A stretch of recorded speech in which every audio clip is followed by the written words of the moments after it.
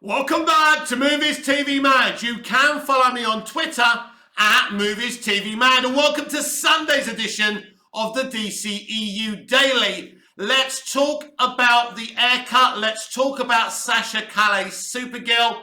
Let's talk about the Flash TV series. There's loads of articles to read on today's DCEU Daily. Let's go. Suicide Squad director David Ayer says his cut is shockingly different than the theatrical cut by Aaron Perrine of Comic Book. Suicide Squad director David Ayer argues that his cut of the movie is shockingly different from the theatrical cut.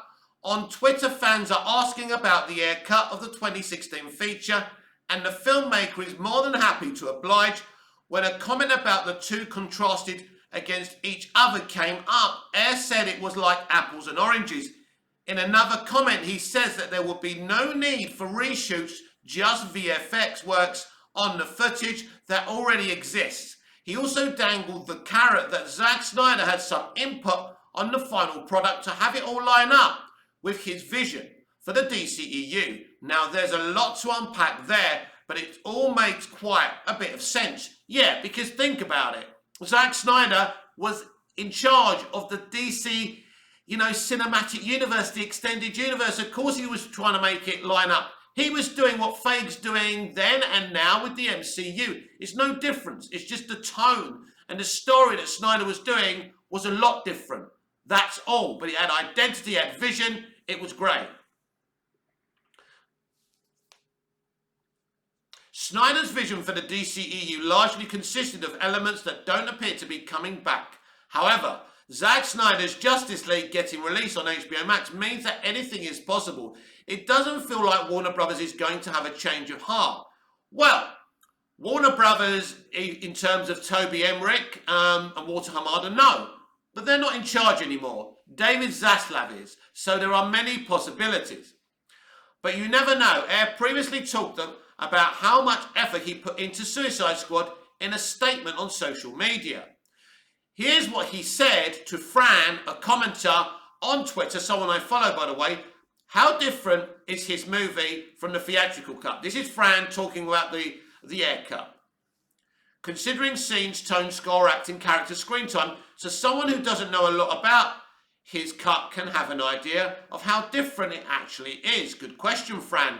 David Ayer says, shockingly different, apples and oranges. So that's actually very exciting to me. Not that just we're getting extra footage in this movie, if we ever get it, and I think we will. We're actually going to get a different tone, a composed score. It's totally a different movie. That's exciting. This is what he said. This is the statement he released last year. I put my life into Suicide Squad, Ayer said. I made something amazing. My cut is intrinsic and emotional journey with some bad people who are shit on and disregarded. A theme that resonates in my soul. The studio cut is not my movie. Read that again. And my cut is not the 10-week director's cut. Now, they made him lie. They did release an extended edition, and they did call it his cut. They called it a director's cut, but it was called an extended cut. Now, clearly, this is interesting. The 10 weeks director's cut. So let's say that again. The studio cut is not my movie. Read that again. And my cut is not the 10-week director's cut. That's interesting. It's a fully mature edit by Lee Smith, standing on the incredible work by John Gilroy. It's all Stephen Price's brilliant score, with not a single radio song in the whole thing. It has traditional character arcs, amazing performances, a solid third act resolution. A handful of people have seen it. So all we need to do to get this, apart from shouting from the rooftops, is for him to do the VFX. And it's done. Isn't that brilliant? Why not release it? It's not actually going to cost them that much money. Scott Eastwood is one of the people who would love to see an Ayer cut release. He talked to Insider about how different his character was in that version. So they cut down Scott Eastwood as well. He basically was like, come on this journey with me. I'm going to make you look like a badass. I'm going to make your character pop. Eastwood explained, I didn't even know what the character was at the time.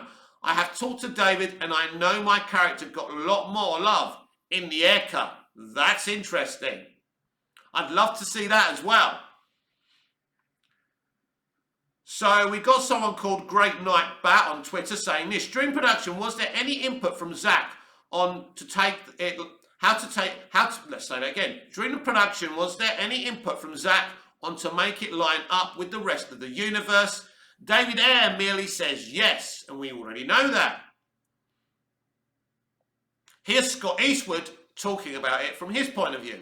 They didn't want to pay me any money for those next movies, and they didn't have another script for the other movies, so I didn't know what I was going to be signing myself up for. The actor continued, I said they don't want to pay me. He said, if it feels like they really need you, and if it's a good part, then do it. If not, then don't.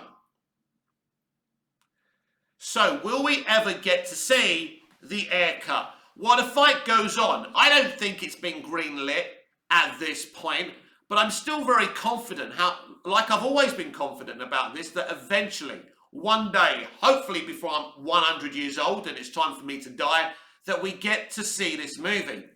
As David in this article explains, it's a very different film.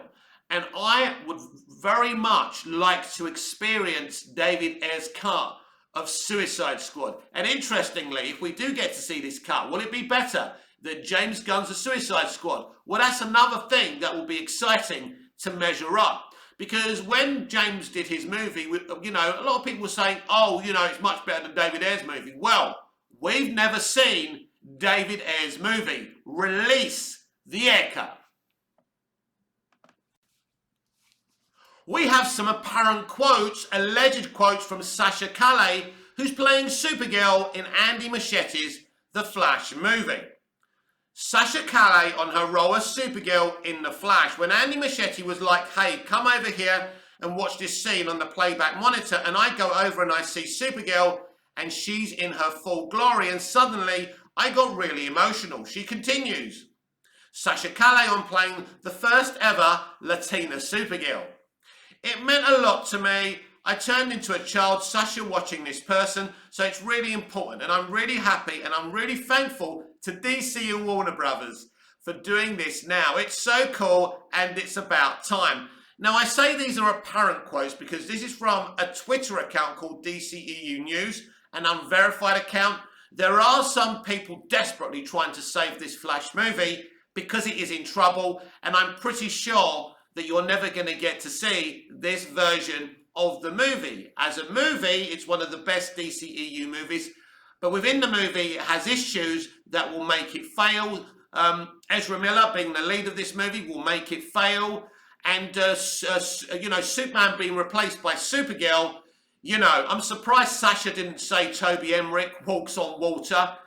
You know, so why are these statements coming out now as well? I mean, these are the kind of statements that are released, you know, when the film's near to being released. And this film is nowhere near, if ever, of being released. We just don't know what the future is for the Flash movie. So if they're true quotes, then interesting timing. It just seems like to me that Emmerich is desperate to save this movie. And I just suspect, just seeing this up here, there's people out there who definitely know the Flash movie in this form isn't going forward. Very interesting. We'll have to wait and see what happens. But I'll take these quotes with a pinch of salt. Actually, they may even be fake quotes to push a narrative and propaganda. I just thought I'd let you know about it because they kind of triggered me on Twitter and I wanted to discuss it. Iconic director George Miller nearly made a Justice League movie called Justice League Immortal. And we're going to read about it because George Miller is in the news because he's promoting his brand new movie. This guy did the original Mad Max. He did Mad Max Fury Road. He's one of the best directors to ever partake in the art form. George Miller reflects on his cancelled Justice League movie. George Miller reflects on his cancelled Justice League movie, believing he jinxed its potential ahead of production and sharing what he learned. By Grant Hermans of Screen Rant. Filmmaker George Miller looks back on his cancelled Justice League movie, sharing why he believes it was cancelled and what he took away from the experience. Miller is best known as the co-creator of the Mad Max franchise, with producer Byron Kennedy having co-written and directed every installment. All right, I got that wrong. So Miller co-created it, but Byron Kennedy actually directed it. Right, that corrected me on that one. In the long-running action franchise, in the years since launching the series, Miller has expanded his filmmaking footprint to a variety of genres, including the Oscar-nominated drama Lorenzo's Oil, the family adventure Babe movies, and Oscar-winning animated family film Happy Feet. Wow, I didn't know he did that one. I love that film. Miller was set to try his hand at the superhero genre with Justice League Mortal, at the time the latest in a string of attempts made by Warner Brothers to bring the DC Comics team to life on the big screen. Shortly after his 2007 hiring, Miller began auditioning a full roster of ensemble stars for its central cast, some of whom included Joseph Cross, Michael Argarano, Adrian Padalecki, and Minka Kelly. Future From Dusk Till Dawn star DJ Catrona was ultimately cast as Superman alongside Mad Max Fury Road's Megan Gale as Wonder Woman, Armie Hammer as Batman, Adam Brody as The Flash. I'm telling you, Adam could still play a pretty cool Flash. I know he's older now. I'd pick him over Ezra Miller as an older Flash. I love that guy. And Adam, of course, is part of the Shazam family now. Deserved. Loved him in the OC. And he guest starred in Smallville as well, as a villain. As The Flash and Jay Baruchel as the film's unspecified villain, development on Justice League Mortal would ultimately fall apart, and now the creative behind the film is opening up about the process. While sitting down with Deadline to discuss his upcoming epic 3,000 Years of Longing, George Miller reflected on his cancelled Justice League movie. The director explained why he kept his new film largely under wraps through its 20-year development, believing that when he shares too much about a project early on, it ultimately jinxes it, citing Justice League Mortal as an example. See what Miller said below. Yeah, for me it does, because it has happened several times. I've been sacked off a film that happened with a contact, and I was very enthusiastic about that. Then we were very keen to do a Justice League back around that time, and there were already photographs and publicity out. And then that fell away. I'm not saying that's what jinxed it, but I think it's just better to finish the film and offer it to the audience to let them take on the story or not. And I agree with him there. As Miller notes, he was previously hired to direct the sci-fi drama Contact, having even been the one to cast Jodie Foster, another movie that I love, in the lead role, while also having eyed Ralph Fiennes and Linda Hunt for a variety of roles. The Mad Max director would ultimately be fired from the project, with Warner Brothers blaming the frequent delays in production start, budgetary concerns, and Miller's desire for multiple script rewrites. Miller would be replaced by Back to the Future director Robert Zemeckis, who had previously turned down the studio's offer and was subsequently given artistic control and final cut privilege. Wow, Robert Zemeckis doing a Justice League movie.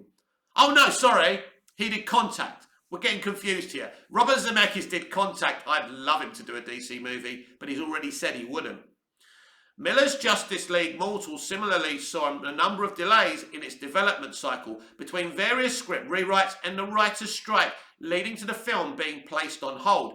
As production delays continued on the project and WB found success with Christopher Nolan's The Dark Knight trilogy, they elected to cancel the film outright.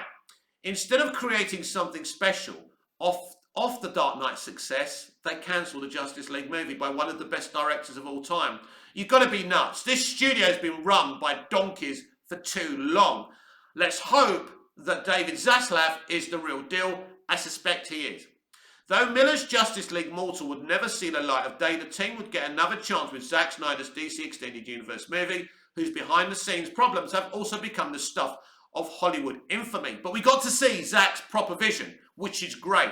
It's an amazing movie, and yesterday was the anniversary of the announcement of Zack Snyder's Justice League Snyder Cut. I'm really proud of Zack. He's doing so well. David Fincher wants him to direct an episode of his Netflix TV series as well. Imagine that. Zack Snyder haters coming up with all this fake propaganda. This guy is going from strength to strength. He's going to show Lucasfilm how Star Wars should be made with Rebel Moon. He's amazing. I do get the impression that one of the options that Zaslav is weighing up is just letting Zach control DC live action totally. A very controversial decision if it happens. Watch this space. So yeah, Justice League Mortal would have been an amazing film.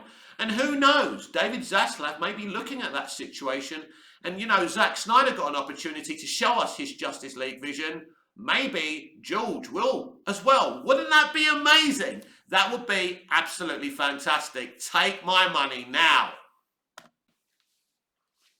Still to come, we'll be discussing that deleted Joker scene from Matt Reeves, the Batman. But first, let's talk about the Flash TV series. The Flash Season 8 Episode 16 trailer shows Barry Allen rapidly aging. The trailer for the Flash Season 8 Episode 16 sees Grant Gustin's Barry Allen tackling a whole new problem as he starts to rapidly age. By Andy, whose surname I can never announce, so I'm not going to bother. Shall I try? I just can't do it. I just can't pronounce his name.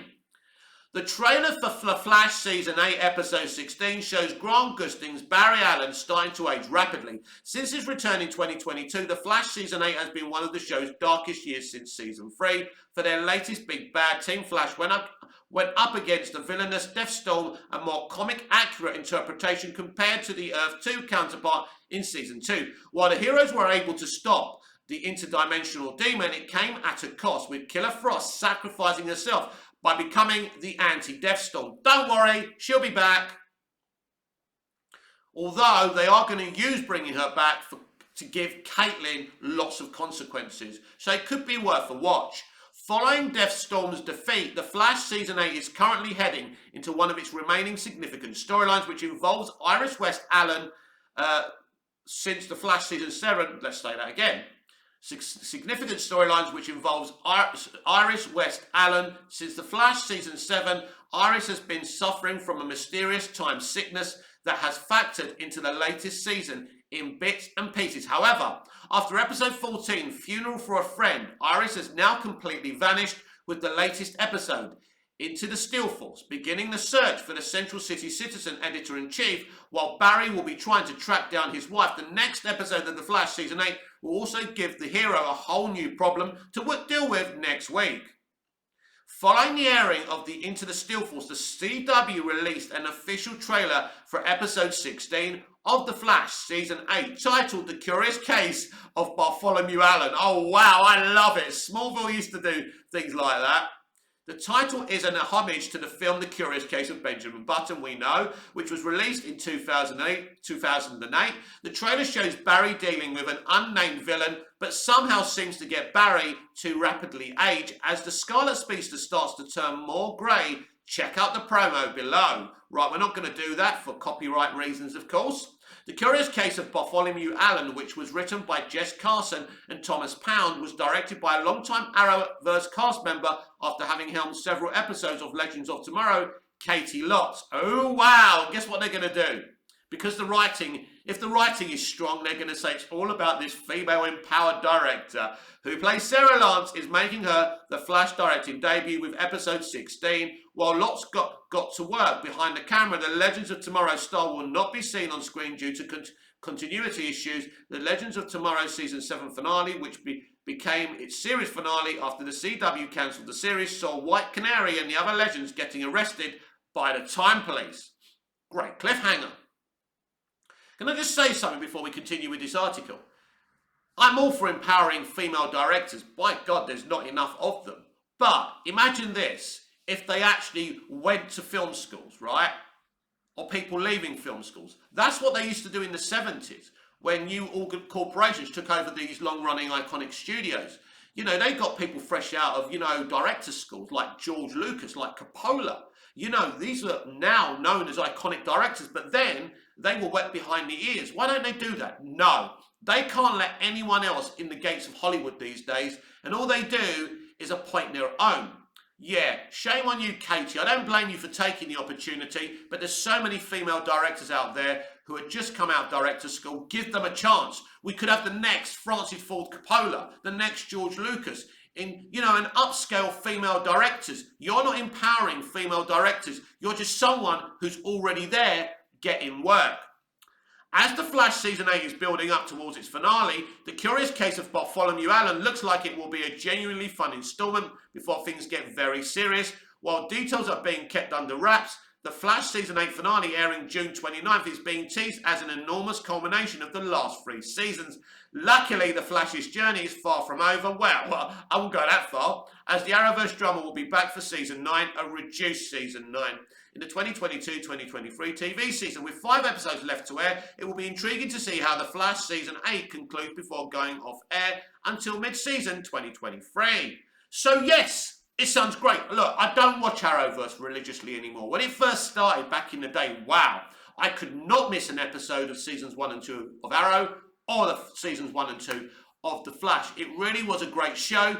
But then they said to me, basically, by their writing and what they were doing, you're a man in his, 30s, 40s, whatever I was in the early days, right? And we don't want you watching this. This is not for you. So I went, okay then, I'm not going to watch it. And finally, I know it's sad, but, I need to do other things, very busy today. I'm writing my next play. But anyway, finally today, the Batman's Cut Joker scene, very specific inspiration revealed. The Batman production designer James Chinlon discusses the Joker's gradual reveal in Arkham, which plays homage to detective thrillers of old by Josh Planisi of Screen Rant. The Batman's production designer James Chinlon reveals the cut Joker scene was inspired by the 1963 Japanese police procedural High and Low. Writer and director Matt Reeves' detective noir thriller, fully equipped with moody narration, debuted in theatres earlier this year. Inspired by comics like Batman Year One, the film introduces audiences to Robert Pattinson's vengeance. In his second year as the Caped Crusader, Batman's main villain is Paul Dano's Edward Nashton Riddler, a serial killer targeting Gotham City's corrupt elites and leaving clues for the world's greatest detective. With help of its dimly lit and neon Gotham City, the Batman introduces iconic locations such as the psychiatric hospital that houses members of DC's Rogues Gallery, Arkham Asylum. The latter location plays a key role in the film, including in its final moments when the Riddler is befriended by a shadowy figure, Barry Coogan, who says there are worse things than being a clown. While everyone naturally assumed this inmate's manically laugh belonged to the Joker, his identity wasn't confirmed until Reeves released the deleted scene. It sees Batman consult the Clown Prince of Crime about the Riddler early on in the film. A Silence of the Lambs now... Let's say that again. Riddler early on in the film. Silence of the Lambs. Now, the Batman's production designer has revealed the specific inspiration for the Arkham set and how it influenced the Joker's reveal. In a recent interview with the Illuminati, production designer James Chinlon, who previously worked with Reeves on his 2 Planet of the Apes films, talked about building Gotham, the Iceberg Lounge, Arkham Asylum. According to Chinlon, he took inspiration from the prison visit that ends Akira Kurosawa's High and Low to design Arkham and frame the Joker's deleted scene. Read the full quote below. The most talented people do seem to really be inspired by Akira Kurosawa. And what's an icon? So people like Snyder and Reeves really like that person and what they created. So this is what he had to say. There's a Japanese film called High and Low that was very inspiring to Matt, where there's sort of a reveal. The screen goes up and they're in this interrogation room. So I think we were really looking at different ways of revealing the characters. We know that we wanted the Joker, for example, to be there, but not there. There's sort of layers of glass and mesh and shadow and light. So a lot of the design was coming from that place. Like, how could we reveal the characters in different ways and still maintain mystery? The speeches given by the Batman's Riddler and High and Low's imprisoned kidnapper Jinjiro Takuji Tsuzumu Hakuga. I can't say the names, I'm sorry. Let's start again. Kidnapper Jinjuro Takarushi, and that's the character, and he was played by Sutomu Yamazaki. There you go, I did it. So I did it, right. Eerily similar, focusing on class resentment as they explain their motives. That said, the Japanese film clearly played into both the Riddler and Joker's interrogation scenes. In the above interview, Chinlund goes on to talk about how the focus of the Joker's scene is to keep his identity a secret for as long as possible, gradually revealing his green hair, diseased skin, grotesque smile, and laugh without showing his face in full. Unfortunately, most fans didn't consume the Batman's deleted scene until after seeing the film's final cut in theatres. By then, the Joker had already been spoiled in an inferior process of discovery with the Riddler. While it would have been nice to see Pattinson and Coogan establish their dynamic like Christian Bale and Heath Ledger in the theatres, it likely would have distracted from the main narrative. I couldn't disagree more, which is why Reeves decided to cut it in the first place. Nah. You always want to see Joker and the Batman communicating and chatting. It would have been awesome. With a look and feel comparable to graphic novel Batman the Animated Series and Arkham games, the Batman has resonated with comic book fans and cinephiles around the world. It's a unique take on Gotham, has already spawned Penguin Arkham Asylum spin-off set to release on HBO Max. On top of that, Reeves confirmed that he was officially working on the Batman 2 at the recent Warner Brothers panel at CinemaCon. Reeves has said that the Joker's cameo in the first film and deleted scene were not specifically meant to set him up for the Batman 2. Whether he appears in the sequel at all remains to be seen. Regardless, it seems safe to say Warner Brothers DC Films and Reeves will continue working with Chinlund on Gotham's aesthetic, its location, and the introduction of more characters. Bring on that Batman sequel, the Penguin spin-off series on HBO Max, and that Arkham Asylum one, which I'm really excited about. But we must remember, upcoming stuff, announced stuff with Warner Brothers cannot be trusted, as we've seen in the past. I won't believe we're getting any DC stuff until I actually see it on the cinema screen from now on. Batman's Rogues Gallery is very important to me, and I'll tell you why. Because imagine growing up in poverty like these people have done in a corrupt city. It would drive you insane. It does make sense for these characters to be totally off their rocker and end up in Arkham Asylum, and that's just my opinion. In closing, big changes are happening for DC live action in streaming, on television, and in the movie theatre.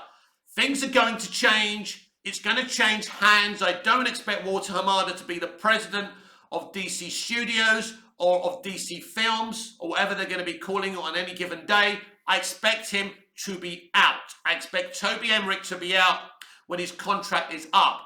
Actually, Toby Emmerich, since David Zaslav's come in, has been nothing more than an observer and spectator of seeing everything that he greenlit being pulled down the chute. And quite right too. So as I say, big changes are coming.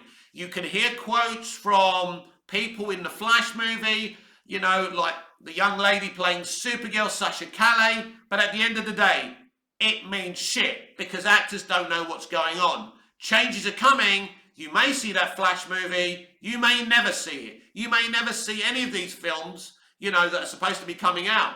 2 this year and another 3 next year. I suppose some of them will come out and some of them won't. It's the Flash I have big doubts over. It'll be very interesting. But David Zaslav is going to give us in DC live action what we the fans deserve. An epic, awesome universe. One singular universe. The big question is, who's going to be in charge of this? Your guess is as good as mine. This has been the DCEU Daily. I'm Mick, your host with the most. Just ask your girlfriends and your wives. Please like, share, comment, subscribe. Hit the notification bell so you never miss this beautiful perfection. And I'll see you in the next video. Until we see each other again. Goodbye. Au revoir. Auf Wiedersehen.